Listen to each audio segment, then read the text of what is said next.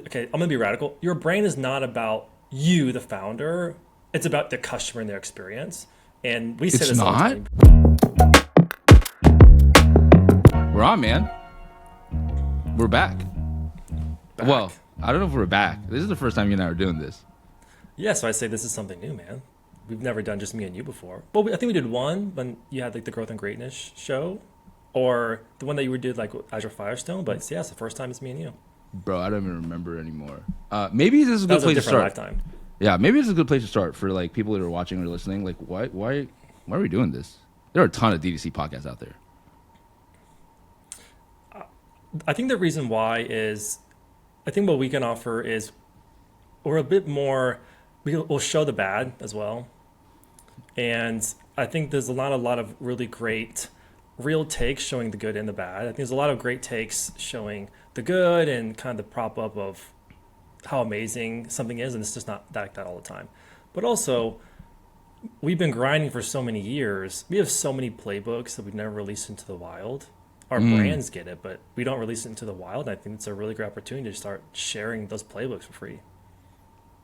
My motives are so much more selfish. I just like being able to jam with you, and then like hopefully we can get to like jam with other people too, and then get them to talk about the bad and the stuff they've learned, and like get their playbooks too. But no better way to do it than on here, really. I think we got some decent stuff for today. Managed to pull some stuff together. Yeah. I think we should open with your banger, without right, spoiling it too much. Do you want to show it to them, or do you want to preface it? Okay, I think I want to preface it. Okay. As soon as I share my screen, everyone's gonna know what it is. But I think I'm gonna preface it is one thing that I really like to do is find great ads in the wild. No surprise, every marketer and advertiser likes to do that. But I like to find ads that break the traditional mold, what you would expect, and if anything else, it pushes people to think differently and act differently. And so when I came across this ad, it's very rare that I laugh. This is the ad I haven't laughed like this from an ad in probably 3 years, and that's saying something. So this ad comes from none other than probably the best people in the world. That's actually Liquid Death. And so I want to share my screen. I want us to watch it. I want to see your reaction when I watch it too. I'm not sure if you've seen it yet. I want to see your reaction. And then I want us to talk about, because I think there's a really great principles that we can take away from it. So let's start there. All right, let's do it. All right, can you see it? All right. We're doing reaction videos now. Someone on the internet said, "I'd rather lick sweat off a fat guy's back than drink Liquid Death." Introducing the Better Than Back Sweat Official Taste Test. We invited 10 real people and professional fat guys at Zacat's homes in for a real taste test. I'm gonna have you try A first. By the way, I love how also this is like a ClickUp ad. You got your little like ClickUp button just right in the middle there. I love it. That's good. Oh, you see Well, that? Go ahead and have you take a lick of B.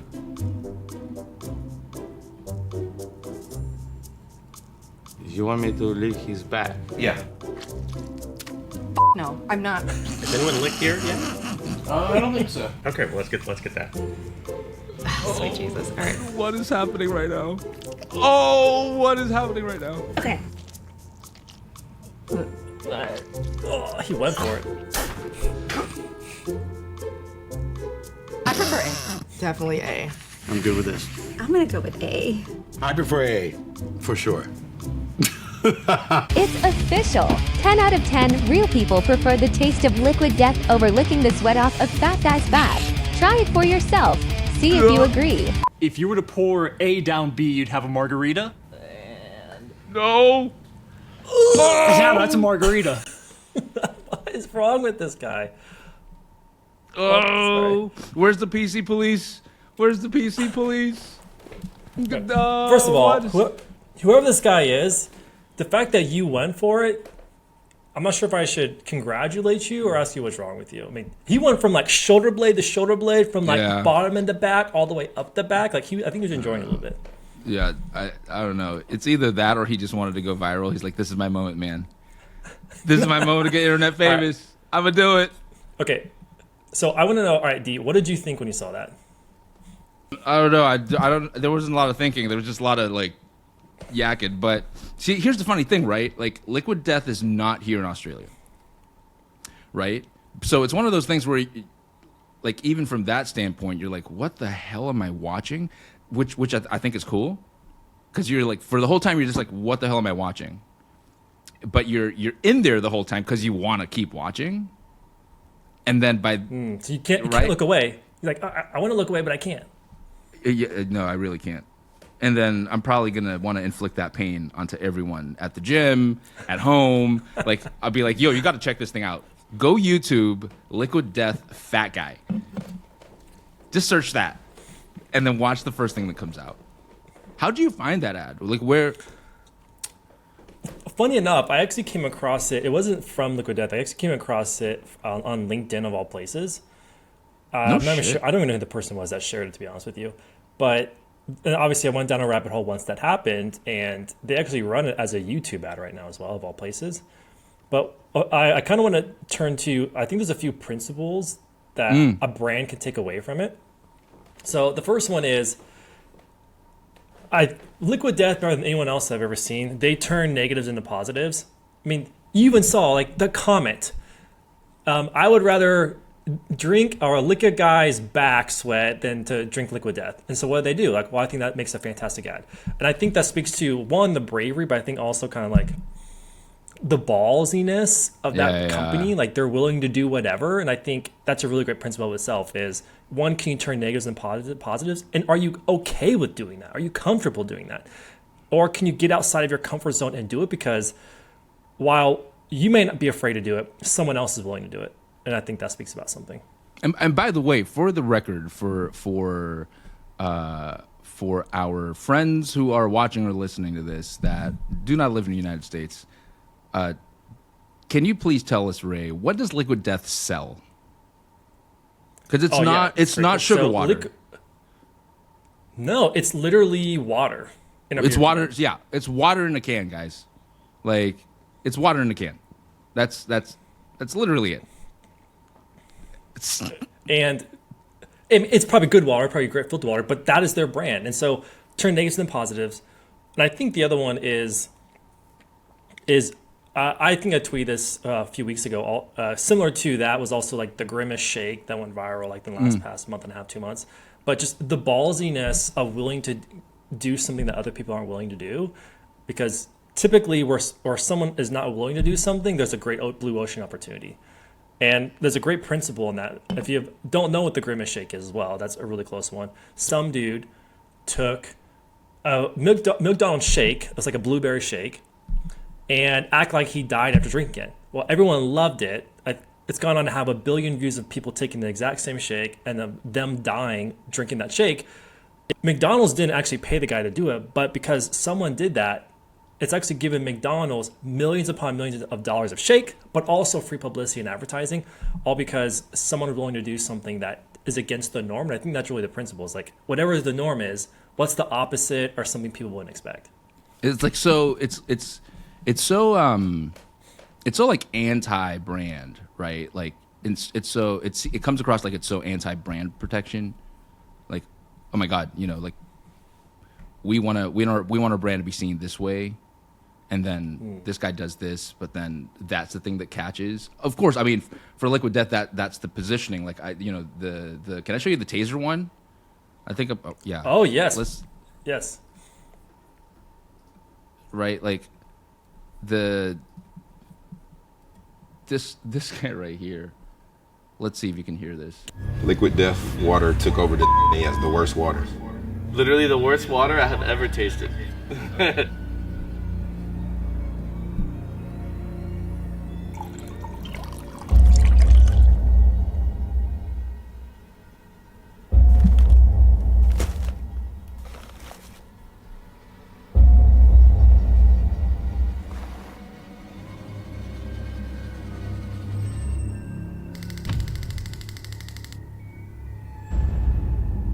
Can we go ahead and get him wired up?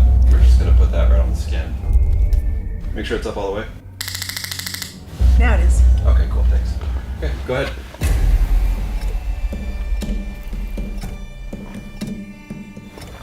I'm not noticing too big of differences. That one didn't taste like anything. Definitely gonna have to double back. Oh man. Forgot what the first ones taste like. Like the differences are very, very subtle. So I guess worst one, huh? Pick the worst water. Okay. I think it was it? No, one of these was really bad, but it was in. I think this is the liquid death.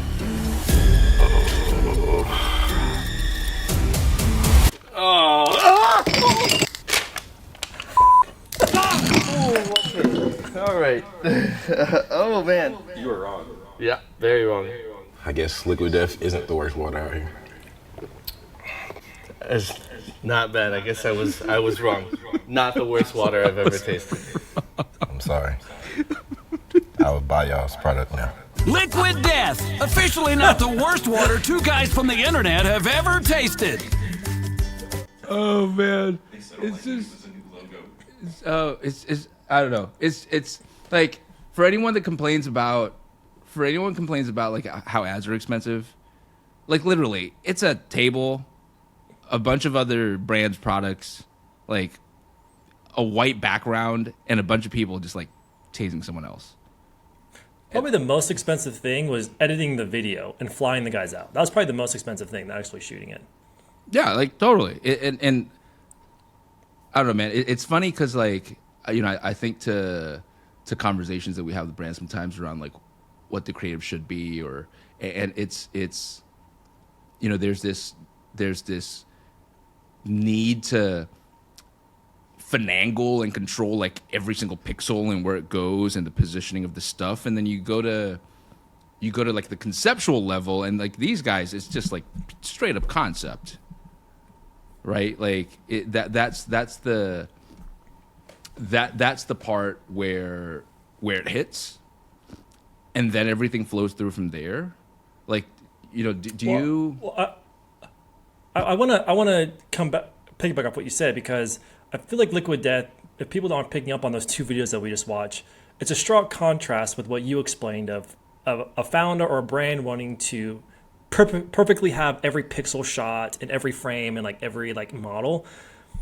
Is your content, is it founder led or customer led? I feel like that's a pretty big contrast. Whereas Liquid Death, they took customers don't even like their products and like, well, we're gonna make a concept based off that, and we're also gonna make it funny. I feel like that's a big difference. Like, is your content, why are you shooting it? What's the concept? But what's the reason and the why you want to shoot it? Is it because it's customer focused, or is it because it's what you want to be emulating? I think that's a pretty big contrast. And also, typically it shows too in the virality of your content, organically or via ads, of who is actually directing the shot. Yeah, totally.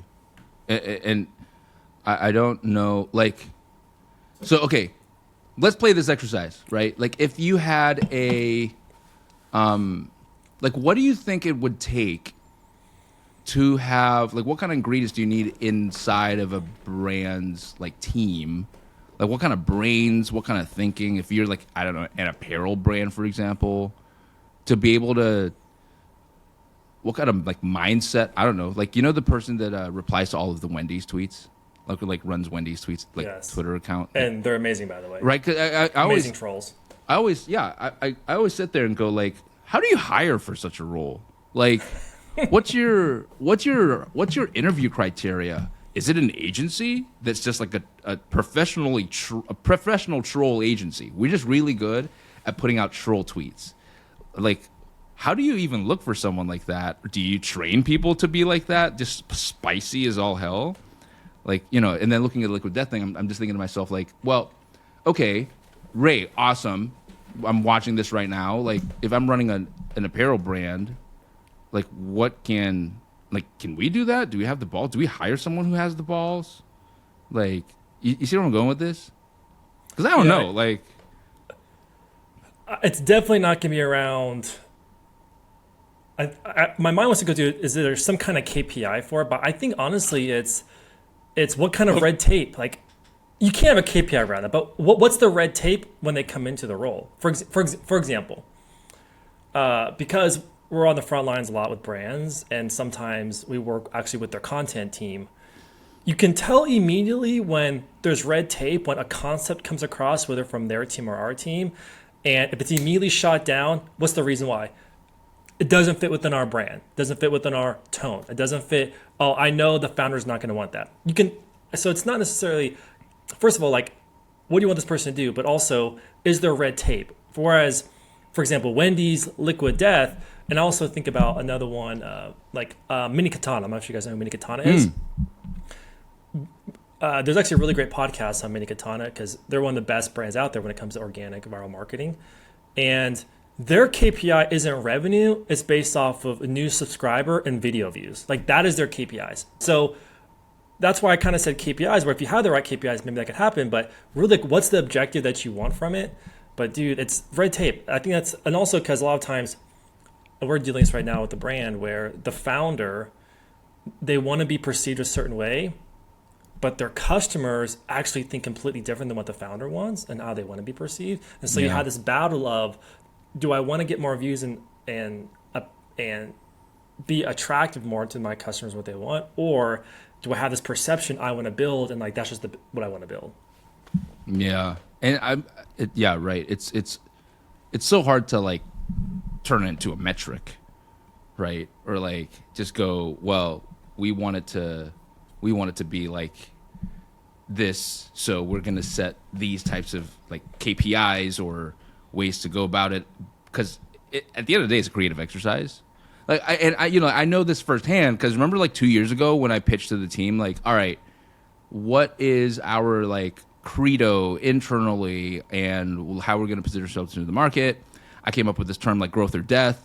And I don't know if you were part of those like meetings where it just scared the living shit out of like people, like internal. They're like, whoa, what are we saying here? Growth or death? Like, so what, they fire us, or like either they grow or they fire us? I'm like, yeah, that's what they do anyway. Like that's the gig. Pretty much. Well, why is it scaring you? And they, remember they try to water it down. It's like, how about we turn it into like growth or death, comma, y'all, or like growth or death, comma, baby. And I'm like, guys, what the fuck are we doing here? I bet at some point in the beginning of Liquid Deaths, and probably Wendy's, like in the 90s, these concepts scared them. Typically, if something scares you, there's something there. Because I think me and you had a conversation about this just like the past week around incremental improvement versus leapfrogging. And I think what you just said, incremental of, okay, well, the moment you want to try to soften something, that's like an incremental improvement. But the moment something's proposed that scares you, that's radical, there's probably something there. But also, like, it's a big bet too. Like, the higher the risk, the higher the reward. And typically, it's out of loss aversion. I don't want to do it because I don't want like it to backlash. I don't want people to like gang up on me, for example. And yeah, I guarantee there's people that gang up on Liquid Death. But dude, like in that example, Liquid Death, our growth or death, that is actually, we can actually have a leapfrog. Yeah, totally. Like, yeah, you're no stranger to this, and all the poor people that follow me on Twitter that I inflict upon my training videos know that I'm trying to learn how to Olympic lift. Like, you can't half-ass it. You can't just like gingerly try to do a snatch, or you gingerly try to do like a clean and jerk. You gotta go for it. You gotta go for it. And sometimes you do stupid shit like smack the bar on your forehead. That's why you see that's a scab from the bar, me trying to snatch, and it like doinking my forehead yesterday. It really hurt. But you just got to kind of do it that way, because otherwise the barbell kind of just drops on your head. That's even worse. I'm so happy you brought up a working out reference. It reminds me of a training partner I used to have. And, we'd be benching or military press, pick your exercise, or squatting, whatever. And you do your set, and you're like, okay, give me fives on both sides. And we would ask this question, we're like, do you think you can do fives on both sides? Yeah. Then it's not enough. What about 10s on both sides? Yeah. 25s? I don't know. Then we're going with 25s. We're going like, 25s. That's an example. Like, yeah, we're going 25. Send it. Like, you got a spotting partner. What's the problem? Like, yeah, exactly. You know what I mean? You're not gonna die. And the crazy thing is, if it's not a banger, it gets no delivery. Right? Like, that's exactly right. I'm speaking to Meta's got me speaking to that thing next week, and they're trying to prep me with all the questions and stuff like that. And one of the questions was around like and the whole fireside chat's around like creative, and they're like, well, one of the feeder questions was around creative and how brands should approach creative and how much they should invest in each piece of creative. And I'm going like, well, we had a bit of a prep call with the fireside chat host facilitator, and he works at Meta, and we were just like, yeah, well, if you understand how the machine works or just how the internet works, if something's not a banger, you get no eyeballs. So all this fear that you have around like getting it wrong, that's probably the last thing that's going to happen. Yeah, it won't get organic views, and if you're spending money behind it, you're not going to keep spending if it's not making sales. So the impact is extremely minimal. Like this podcast, like this video, we could be upset, like, oh my God, we could say the wrong thing and like millions of people can see it, or like get 4 views. I'm very okay with 4 views, but at least we're saying what we're saying and we're doing what we're doing and we're talking about what we want to talk about. Like, I'd rather that than like be this super manicured thing and be like this mechanical, everything is red tape, or like super careful, and for 4 people, right? Like at the end of the day, the meta events that. I'm sorry. Go ahead. No, you go. Say the meta events that you go to. I'm really curious because we're just talking about these barometers of different types of creative. I'm really curious from those meta events when they talk about creative, what's their spectrum when they talk about creative? Are they talking about on your brand, or are they actually recommending and pitching to go drastically different in left field? The only thing they're pitching is more creative. Feed the machine. That's literally it. Like that's all that's pretty much the safe. Spiel. That's very safe for Facebook. Yeah, totally. Right. It's just like feed the machine. Like that's where it's at. Yeah, man. I don't know. I think about the Liquid Death thing, and the different types of brands that go down that are willing to try going down that route. Of course, it's got to fit your brand. I would struggle to see, like a pristine beauty brand try to strong arm it. Oh, I watched the Liquid Death thing, and we should absolutely go 100% in that. Like, I struggle to see how that. But we don't know, and so like, I'm gonna probably beat this drum until the day I die. Is your brand? Okay, I'm gonna be radical. Your brand is not about you, the founder. It's about the customer and their experience. And we say this all the time. You probably tired of me saying it. Yeah, it's not, surprisingly. And people vote with their dollars what they think of your brand. So even if, no matter what the niche is, I think a principle we can take away from this conversation is, can you let down your hair a little bit? Probably. And what would happen if you let your marketing team that you have internally, or if it's an outside shop that you use, if you let down your hair and you said, any idea goes, and then just let it rip, let it fly. Like you said, it's not, if it sucks, it's not going to get eyeballs anyways. But you're also potentially risking the upside of discovering a whole new opportunity. And I think that's where it boils down to. Yeah, totally. Man, I might steal the I might steal the Liquid Death example for next week, considering who's going to be in the room. See whether that. Oh my gosh, is that going to be recorded? I'd love to see their faces if you show them. Yeah, totally. Like, unfortunately, it's not going to get recorded. They got a photographer or something, but yeah, we'll see how that thing goes. But I do want to. That's actually a really good one to bring up, just to see, because one of the questions is around like how do brands reach new audiences. Oh. Perfect point. Like what you're bringing up right now. Like that's a perfect point. Like if you actually believe that you have reached audience saturation in one and you would like to test another, or you want to expand into another, it's a perfect example. Like just conceptually think different, not iteratively think, different creative on this product, but kind of same style based off of previous winners. Of course, you got to kind of keep that part in mind, especially if it's performance marketing. But yeah, but it's incremental though. Like that's an incremental improvement. Like especially for brands that if they don't have new products, new styles, new flavors, colors, or it's like the same core product, I would see this over and over again where they struggle because at some point, like if I sell a special keyboard mouse, at some point it's all gonna run dry. Like you're gonna cap out, and so you have to either do something completely radical to get in front of more people, or you have to then scale horizontally. Are there any different types of people, different personas that I can relate to? But it's a struggle, man, I think. But that is a great breakthrough. A great breakthrough is, can I do something so radical that people are afraid to do, that even I'm scared to do? Because also lies in the potential reward too. Like that classical, almost like old school advertising trope, right? Like, what's the big idea? Like, being able to ask that question, like, what's the big idea, right? Showing a static image montage where it's tiled six shoots of 6 different products isn't exactly like a big idea. Incrementality, sure, okay, like or incremental lift, whatever. But yeah, I think it's a whole different thing altogether. Hey, should we move to the detox thing? Yeah, let's detox ourselves from some back sweat.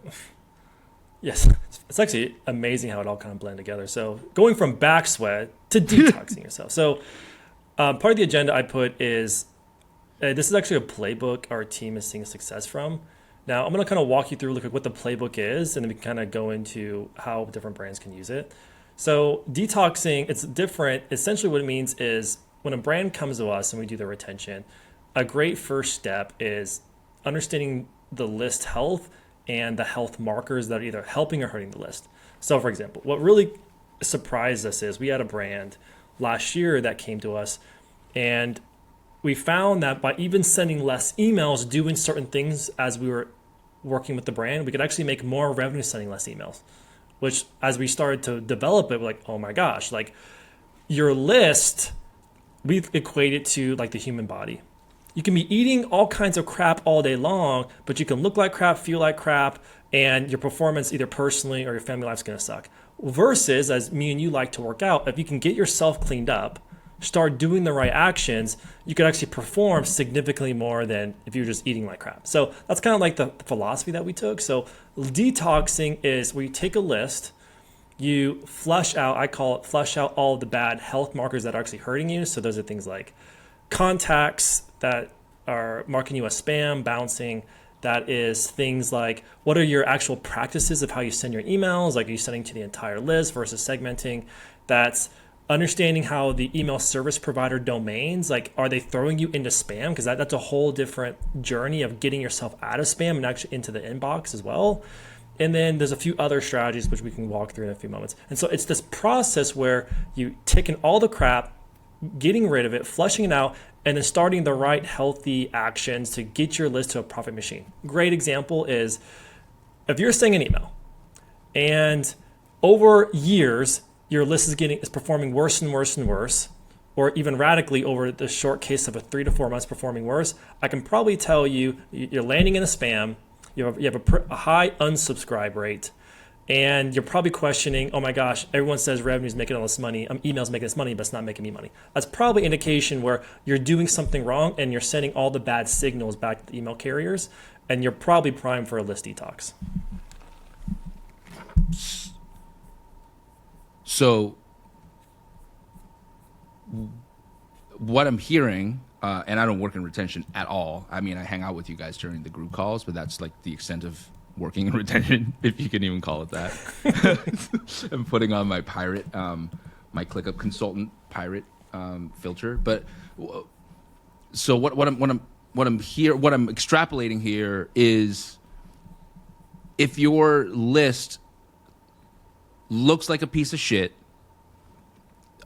all the automations and like being able to get crafty around campaigns and all that, it's just gonna like limp along. Okay, yeah. It is gonna limp along. And so great way to spot it is really low open rates, low click rates,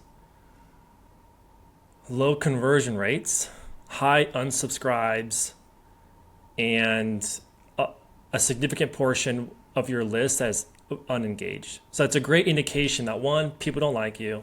2, they don't want your content, or 3, you treat them like crap for so long that now they're just responding in like kind. That's rough, bro. That's like standing on the weighing scales and being like, I don't like what I see. Like those numbers. It kind of is though, but it all the signals are there. You're just ignoring it because again, you believe that customers think about you the way you think about it. That's not the case. Right. Okay. How do you want to do this? Do you want to like, because you wrote up like a whole Notion page on this. Do you want to share the Notion? Do you want to kind of just talk us through it? What do you think is the best way to kind of convey how this thing works? So anyone who listens to this, you can go to Twitter, come on and YouTube. Instagram. We will have come on YouTube. We'll have watch this damn thing. We'll have the full playbook. If you guys want it, you guys can just comment, DM us, whatever you want. So we will be posting it. But then, so let me just kind of walk through a little bit of the strategy. So we're all clear on what's causing it. What I want to do is I just want to share the strategies because I think that's going to be the most actionable for everyone that actually listens to this. So let me start off with, okay, so what is actually causing this? So if you guys can see, this is actually the playbook that we wrote out based off what's working is, okay, so first of all, what actually poisons your list? Well, the first is people that don't engage with you. Makes sense. It means they don't want your content. Or you treat them so badly for so long, they don't care. I say this to my team, and we say it to brands, is you train your customers on how to interact with you. So if you don't send to them ever, they're going to ignore you. If you send content they don't want, they're going to ignore you. So you have to respect them like an actual person. Unsubscribes kills your list health. Contacts that mark you as spam kill your list health. Contacts that bounce kill your list. And also, every email carrier has markers on every single domain, and because they're incentivizing you that if people want to open your emails, they'll reward you by putting you in the right inbox. But if people are marking as spam or bouncer, they're going to demote you to spam or to promotions tab if you're on Gmail. And so you want to think like them. What do they care about? Because they want people to be incentivized to look at email, open email, interact with email. And then also any kind of poor opt-in practices. So these are, in a nutshell, what's poisoning your list. Now there's other things like how you segment and how you send, which we'll go into later. So really simply, how you actually go about removing is a few different ways. One, you detox your list, or list clean is another word, by removing people that don't want your content, that don't care about being on your list, because by doing that, you're actually going to save money. You'll pay Klaviyo less, or whatever email service provider you use, but then also it'll immediately allow you to start sending emails to contacts that are actually engaged with you, which will then send better signals to the email providers that, oh, people actually want to open this and want to click on it and want to communicate with it. So that's pretty important. So I'm not going to go through the amount of time on all the strategies on how to clean it and how to detox it. You guys can find the playbook on how to do that. But what I do want to do is I want to turn your attention to the strategies, because I think that's really important. So conceptually understanding what's a bad list marker, we went over that, but what sends the good signals? And so you should at all times be thinking and caring about, are people replying to my emails? If no one's replying to your email as a brand, that's a huge warning flag. And there's a brand that came to us even very recently where literally in the emails, it says, do not reply. Get out. What's worse than like, hey, buy my crap, but don't reply. I don't want to talk to you. Like, what does that actually tell your audiences? So replying, people opening, people clicking. So those are 3 core things that send good, one that show, do people want to hear from you? Do you have a healthy relationship with your customers? But also, are you sending the right signals to the email service providers so they can reward you, for example? Okay, so how we do it is when a brand comes to us, we do what's called the walk-into technique, where as we go through the other steps I mentioned, we'll start with the most recent, hottest engaged people, and then we'll walk into bigger and bigger sizes until we see open rates and click rates fall off, and then we'll stay at that size, and that's kind of like the sweet spot that we stay. So what it means is, for example, if 90-day engagers is our sweet spot where open rates stay high, click rates stay high, and conversion rates stay high, but then the moment we move to like 120, it falls off a cliff, that typically shows that that's just the engagement cycle that we need to stay, and then just do new strategies to keep these people engaged longer. So what that means is like our everyday sends need to stay in this sweet spot to maximize good conversion rates, good opens, good clicks. And there's other strategies beyond that, but that's it conceptually. So the 120 days, like the like 30 pounds aside on the, like, that's where you're like, that's a failed rep. I need to go back one, put on the 25s. Pretty much, yeah. So Okay. using that exercise example, that's pretty much it. Whereas like the 90-day would be, okay, I can do the 25s. I'm still getting efficiency and I'm still getting them gains, my them reps, gains. but it's exactly, but it's a struggle, yeah. Yeah. Okay, so that's strategy number one, how you can reset it. Strategy number two is, I put a tweet out about this. I'm really passionate about doing the unscalable reply campaigns. Reply campaigns, it's a great way to, if you guys like to work out, it's like taking pre-workout. It's going to give you that boost because one, it's a great way to re-kick engagement if you're the brand that's been punishing your customers for so long. Two, there's a lot of other reasons, but number two, it sends really great signals to email carriers that, oh my gosh, people want to communicate with this brand because they're actually hitting reply. So in the playbook, we have a whole list of examples of strategies you can do on reply campaigns, but very simply, there's many strategies. Here's one that I can you see right here where you're doing things on purpose to have a conversation. Now, why brands don't do this is because, I have to respond to them. That's too much work. That's why people Do not reply. They don't think it's scalable. Exactly, but it's actually, if finding a way to make it important is what actually, we have a brand right now, for example. Great example. We just did this for a brand that was struggling, and so we did this process where they're a cosmetic brand, and we pitched the idea. They were unsure about, but we're like, listen, trust me, it's going to work. And for them, the reply, it wasn't even meant to get a sale. It was actually them opting in for a sample. And we actually told them to reply to people that reply to you. And it ended up them actually closing enough sales to where they're actually a very profitable email campaign just by doing that. Adding the human element. And a few people were like, oh, I love your products. I'm just a little nervous. And so like, hey, honestly, just take 20% off. Try it. If you hate it, we'll give you a refund. And they actually made a lot of money from doing this reply campaign. So maybe a little unscalable, you think, but now imagine how those people feel about you because you actually took the time to reply to them. This other one, this actually comes from our strategists, Lise and Justin. List domain sniping. It's actually a really cool strategy where if you go into Klaviyo, if you use Klaviyo, you can actually go into deliverability insights and you can see how your emails are performing on domains like Yahoo by itself, Gmail by itself, Hotmail by itself, Outlook by itself. And you can find the ones that are the problems, and you can then segment and send only those domains and start this whole process on that one domain to repair that relationship to get overall better performance over a period of time. And so it's a really great strategy. It is technical, but if you follow the playbook, it'll walk you through step by step. But it's a great way. For example, we've done this on many brands. You can see right here. Here's a before and after, where over time on the left-hand side, what was it, like Hotmail was actually a struggle, an Apple Mail. But then over time, by doing it, they actually repaired that domain relationship and performance actually increased. Can you Really click into great. that? Can you click into that left side image? I really want to see what because I think that should expand it if you double. Yeah, there you go. See that? So like Yeah. on this one, Hotmail and Outlook, which are typical problematic domains, really high spam complaint rate. So they segment that domain, and now they work on a strategy just for those domains to kind of repair that. While the other ones are overall pretty healthy. Verizon's okay. G Suite is a little iffy. They're going to work on that one. But it just shows you that once you have the visibility, then you can have a strategy specific for that domain. Yeah, got you. Then the last one is gamification. This one actually comes from Joseph Siegel. So he's the guy that runs the retention for Feastables. I saw this on LinkedIn. I think it's just an amazing example where there's something that's called accelerated mobile pages for email, where you can put like games in there. You could actually have some kind of gamification where people stay on your email longer and they actually interact with it. So this one was actually where it's a super crazy idea where if you literally click the button 500 times, you get a discount, 50% off. So That's so I was old school growth chatting with hacker, him. man.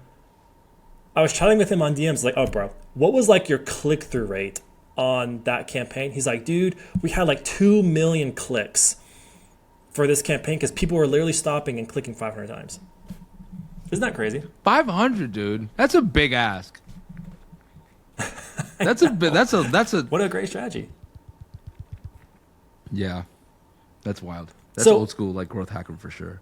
Old school, but as you can see, the pushing the bounds on the creativity and making emails where people actually want to interact with it. And I think that's really the summary of all this is how can you make it so that people actually care about you, want to hear from you, train them that, oh, this brand, it has something interesting for me because you've trained them that way. So those are some of the 4 core strategies that we use.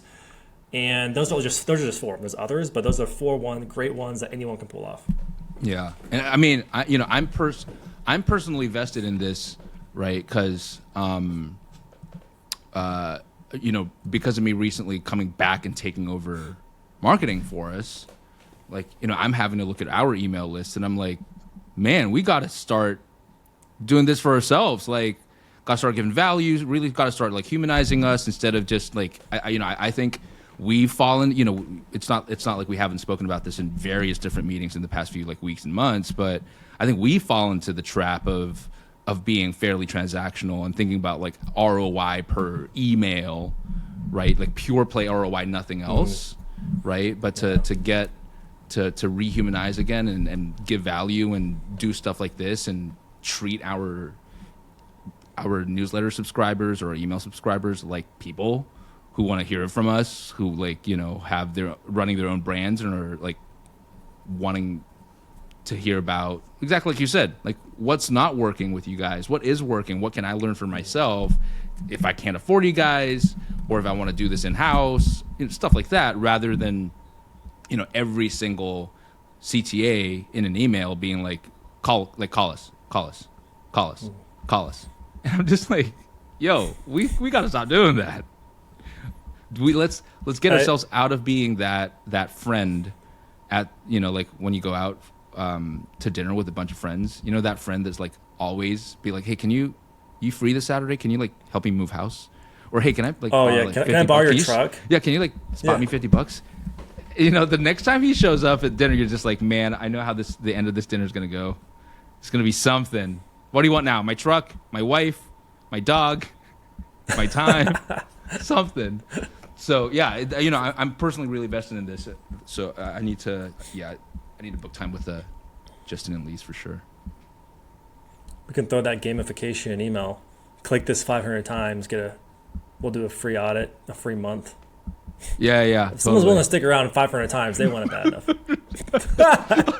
Although that'd be such an interesting, like what D2C founder or operator is gonna have time to just open it up and sit there 500 times and be like, shit, fuck it. Just like, damn it. No, they hand it off to someone on the team probably.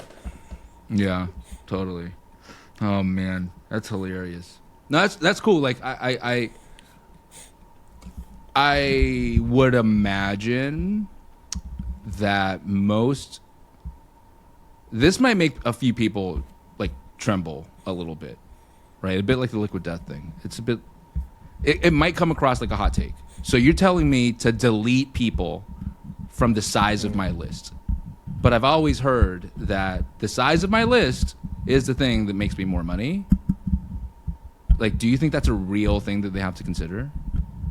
It is. And every time we go through it, that's exactly what the issue is there's that emotional attachment to the size versus what portion of the list is actually making me the money. Yeah. There's different strategies you can do about that, but one, if you're on Klaviyo, you're paying for those people who aren't opening or clicking anyway, so why even be with them? But then secondly, you can actually make more money with a smaller list that more highly engaged. So it's really, what do you want? Like, do you want the revenue for cash flow, or do you want the feeling of the safety net of the list size? There's still things you can do, and in the playbook, there's a strategy on that. I didn't want to go through on the call because it's a lot of it. But there's a process you can go through to try to reinvigorate those people who don't care about you anymore. But at the end of the day, if they don't care about you, then why do you want to keep let them paying go? For them? That's kind of the methodology. Yeah, let them go. It's all right. You can always buy more customers. If they love you, they'll come back. Mom was right. Or if you earn your way, they'll come back to you. Yeah. Re-earn their love, or one of those tropes. I I think that's actually a toxic trait in a relationship. You have to earn their love, but we won't go there. Oh, really? Is that a thing? Yeah, it's a real thing. Man. So, I mean, since Ray's already slid into therapist mode, I think I'm gonna throw Ray under the right in front of the bus here. If you just heard what Ray said, or you one of those people that have downloaded, just clicked through to Ray's Notion, and it scares the living shit out of you, DM Ray for some therapy. He might be able to walk you off of that fear cliff, and kind of help you figure this shit out. Because I mean, it's real. It's just like the growth or death thing. I think it's very real. Like those emotions are very real for people, and it might just scare the living shit out of them, so they end up not doing anything. And then, yeah, great, Ray, I've read your thing. Sounds awesome. It's for other people to do this type of stuff. It's not our brand, right? So if that feels like you, I think DM Ray, and then he'll be able to take it from there. Or DM me. I can try my best. I don't know, make you watch Stutz or something. But that's a great show, by the way. Yeah, totally. But that would be their part X talking. Exactly. It's so real, right? Like Ian from our team, for example. I've been trying to get him to clean up not even the list. I'm just trying to get Ian to clean up our contact fields so that our active campaign can just be an ESP, and we can use ClickUp for all the the CRM stuff. So it's just, dude, clear out the fields that aren't relevant anymore because we're using ClickUp. Because it's just going to confuse people. People go into active campaign and they start seeing fields and thinking it needs to get filled in. That was a full A3, bro. That was I had to daily coaching to help him understand that when you delete stuff in your ESP, and not delete contacts, you're literally just removing custom fields that aren't relevant anymore. If you archive the damn thing, everything's going to be sweet. That was a 3-week exercise. So the fear is super real. It's kind of wild. And then I look like the crazy asshole who's just fuck it, let's just do it. While everyone else just you're being crazy. Am I a CSV download isn't really that bad. You can back everything up and then you're good to go. It's not a one-way door. And that's actually the strategy for the email too, is those contacts, you don't delete them, download them into a CSV or in a Google Sheet. And so you can always use them again if you want to. If you're really that scared, right? Exactly. They're not lost forever. You still keep them. Yeah, for sure. All right, should we start wrapping this thing up? Let's do a bit of a found in the wild. Oh, that's great. So I saw yours. I think you should go first. I thought what you put is actually very interesting. Yeah. Okay, cool. I want to give on Twitter, I found this, which I shared with you. I really love what this guy's doing. I'm going to share my screen. And for those listening, I promise I'll read it out loud, but you're really going to experience this better if you're here on YouTube with us. So Nate Poulin, I'm sorry if I'm butchering your last name. Nate, I love what you're doing with this, at Digitally Native without the E, so Nativ, at Digitally Native. He's been putting out these things called merch minutes, which are just tweet threads, right? X threads. I don't know what the hell you call them these days. Yeah. And so this one's around discounting, right? There's another one around pricing. There's another one around product line expansion and how you should think about it. This particular one's around discounting, and I think it's a fairly hot take. I think he knows it's a fairly hot take too, so I'm going to read it for those listening. So Merch Minutes, episode 4, discounting. This is easily the most controversial merchandising topic, mostly because marketers think it's a marketing topic. Already hot take enough. The question on everyone's mind is discount okay? And if so, when? Any merchant worth their salt knows that discounting is never okay. See how hot, kind of spicy it is already? Mm-hmm. Before all DTC operators freak out about that last assertion, let me set underlying principles. The best products have one or more of the following markers. Solve a unique or new problem. Solve an existing product in a unique way. Maximize price or value relationship, / price value relationship. Carry unique or on-trend design language, brand by aesthetic. And then he goes on to go, it's a whole tweet in here, but essentially his hot take I recommend that you go have a look at the tweet, and I'll remember to put it into the show notes as well. The tweet itself, but literally he goes, okay, well, because discounts are part of life, yet no discounts are okay. Where's the middle ground? In his view, it's bundles, markdowns or promos for age inventory to clear goods. But TLDR for him, it's discounting is like using drugs or alcohol. A little is fun, more makes a hangover, habit makes you sick. Like speaking about toxic. So I don't know. I really like what Nate's doing. He's putting out these episodes really regularly now. Nate, if you're ever down to maybe come jam with us, I'd love to pick your brain more on this. But because I mean, you know, these are these are the things that we talk with our brands about all the time, like pricing, product, bundling, discounting, etc. And here's a hot take saying like discounting not okay, period. And I've seen that work. Like we've worked with brands that were just like no discounting. It made it work. Like July. For them, it worked out pretty well. Yeah, July. Right? When we worked July, like they were just like no discounts. We're a brand that doesn't do discounts. And we had a bit of a like intellectual tussle with them around that. And we went, yeah, okay, let's just see how this thing goes. Right? They still have promos and stuff like that, but straight up no discounts. It works. Because I think, I don't know. When you have, like for them, new products to launch, right? Or with them, they're different suitcases. You can bundle things together for a better perceived value. So it might be a discount that way, but they're also getting a higher purchase from you as a consumer. Totally. But for like, especially the fashion brands where discounting, it's like if you're a one-trick pony, be very scared. If that's the only way that you can survive is through discounts, especially like Black Friday periods or new winter collections, whatever. Like discounting, if that's the only way that you can do it, like that's a problem. Remember that spin the wheel pop-up that was on like pop-ups. every single website for the longest time? Like what was it, like 2018 to 2020? It was like 18, probably 2020, yeah. Right, like 18, 19. Every single one was the same. Like spin this wheel to possibly get a discount, right? Which is a bit of like a mix between old school growth hacker type stuff and then just a straight up discount pop-up. But it's so easy to reach for the discount. It's so easy to reach for the for that pop-up where it's like 15% off, join our newsletter, get onto our email list.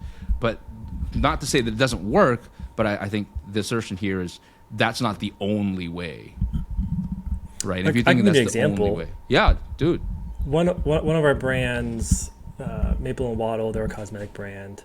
And when everyone else was doing, because they're Australian too, so when everyone else was doing like a winter sale, they were very smart. Instead, what they did is they did a winter bundle, and it crushed. They took their best products that people love, and there's quite a good assortment because they have like bath bombs and other kind of bathroom like lotions and sprays and salts and scrubs. And they put their best products together for a really good bundle, and it crushed. So you're getting a higher average order value, more profit as well, but you're not just saying 20% off the entire store. And I was like, here's a really great bundle. You're also getting their focus on attention on this one thing versus everything. Makes so much sense. Yeah, totally. Nate, good job, man. I'm loving the tweets. Keep them coming, please. I'm learning a whole bunch myself. I thought it'd be good to share with a whole bunch of the 4 viewers that we're going to have here for this episode. Okay, what's yours, Ray? Yeah, for my spot in the wild, if you guys don't know who Kevin the Plant Daddy is on Twitter, if you don't know who he is, first of all, then apparently you're not on TikTok, YouTube, or Twitter. But especially on Twitter, he does a lot of behind the scenes. So this guy, he owns Epic Gardening, Botanical Seeds. Across all of his platforms, he's amassed 3 million followers. He's an amazing influencer-led founder. And I'm not going to go into his backstory of how he got to this point, but he gave a masterclass on Twitter on his best lessons that have helped him to amass followers, but really it's all around like how he communicates on camera. And why I like it so much is he has this perception that I also buy into, is that if your brain is built around you, people cannot steal it. And so his philosophy that he gives here is around like how you can make yourself come out on camera more, so it's more engaging. People love it more. They actually want to watch it more. And it's some really great suggestions and tips. So some of the ones that I really liked is, as a TLDR, is Number one is his philosophy is to stand out, you have to look inward. So instead of seeing like what other people do and you're just trying to mimic them, like instead look inward and all of my quirkinesses, can I just be vulnerable and let it come out? How I talk, the words I use, how I think, my weird physical mannerisms, let that come out because it makes it a bigger competitive advantage because people can't rip you. They can rip what you say, they can rip potentially your niche, but they cannot rip you. And I think that's a really great philosophy. And then another really great one as well is he talks through his philosophies of how he gets that inward self to come out. So it's a little thing, but for him it makes a big difference, is he treats the camera like it's his best friend. And so when he's recording, he's thinking like, this is my best friend. What would I say if it was my best friend? And it helps guide him to say the things that are authentically him, as well as helps guide his mannerisms that are authentically him versus like trying to put on like a really great show. Like no one cares about that crap. And he said this saying in the tweet, and we can put this in the show notes, but it's a really great masterclass, is it's not what you say, it's how you say it. It's not what you say, but what they hear. And I think that's important. So just as an inspiration, influencer-led brand, this guy's doing a lot of things right. He's not perfect, but he does amazing thing. And if you follow him on Twitter, is he does a lot of the behind the scenes, what he's doing, what he's learning. And he's like us. He's found a really great business, but he's like us in that he's not perfect. He makes mistakes, but also he understands the importance of building in public.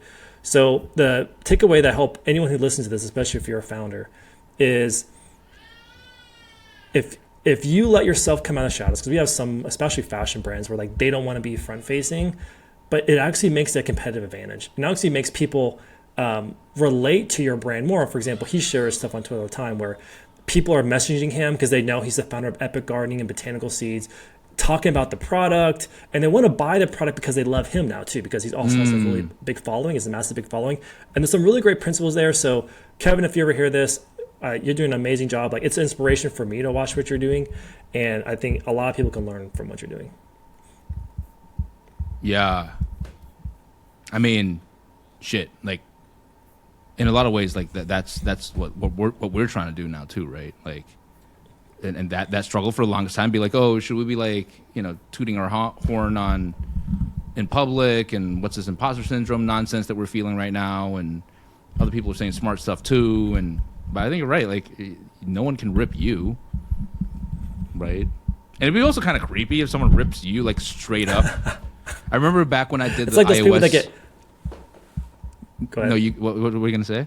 It's like those people that get plastic surgery to look like someone else. It never turns out the way they want. They never look like that person. They look like a Frankenstein monster close to that person. Yeah, it's so wacky. Like I remember back when I did the iOS 14 thing, which is probably the last time I did something like this. Like back when it was iOS 14, we're talking about ATT and like what's gonna happen to the Facebook ads and all that. Back when it was still like Facebook ads, not Meta. I remember Scott sent me a Slack message, and it was this dude that took the deck that so he watched the video clearly, recreated the exact same deck with the same gifts and everything, and then clearly transcribed what I said. But he's from like Eastern Europe, so he talked about iOS 14 and broad targeting, bro. Like it was so weird, and I'm like, wow, dude, like just hit me up. We can talk about this if you want to run your own presentation. Like you didn't have to go to that extent, right? I'll give you the slides. Yeah, I'll give you the slides. It's cool. Like, man, we gotta I'm doing this video so we can tell as many people about this as possible, right? There's no like personal gain here. It's just this thing that was happening back then was gonna happen to everyone. Let's start talking about it. I want to bring smart mice into the room. So he straight up turned into like a lead gen webinar thing. Like, sign up to my webinar, and he was trying to close clients. You should have signed up for it, by the way. Right. Really funny. Well, to watch back my own deck. But anyway, yeah. So like this is real shit. Like yeah, it's super fun. I find it more fun, more liberating now to just do this. Jump on, like Twitter's the same. Just like tweet what's on my mind, share what we're learning. If stuff's not working, kind of put that out. It's so much more energizing rather than trying to have this like veneer of proper, whatever the notion of proper is. It's It's So lonely when I have it's a proper. philosophical question. Where do you think this properness comes from? Do you think that's something that it's been taught, so it's something that people have to battle to get over? Do you think it's a perception that they see other people, and so they have to feel like that's just how reality is? Like, where do you think the sense of properness comes from? For me, I can speak about myself personally. I think it's because like there's some part of my brain, very likely part X or some shadow or some dude in there that's just like, well, the services that we provide at Right Hook are like, it's to be taken seriously. We're, if we're managing like 10K a day, right? We're managing 50K a day. It's someone's income. So what we put forward has to be, and I think a lot of people fall into this. It's not unique to me, but for myself, it's like, okay, well, in that case, better sound intellectual, like better only show the good stuff, or better have some like hygiene in there and strip out all the, I don't know, vulnerability or whatever else it might be. And so it gets red taped, censored in my own head to the point where it's like, well, now it just sounds like everyone else, because now it's like an info sheet. It's like a white paper, right? So I think that's where the properness kind of paper, right? Like that's where the properness maybe compulsion comes from. And it's a lot of overthinking too. Like, if I think back to 2018, 19, 20, when I was still like on the speaker circuit and very actively before everything got shut down, but then also doing a lot of that video stuff, like proper was the last thing on my mind. And then like a whole bunch of like overthinking came in and this stupid stuff, I think, which is illogical. It's very emotionally driven maybe, or it's just a figment of my imagination.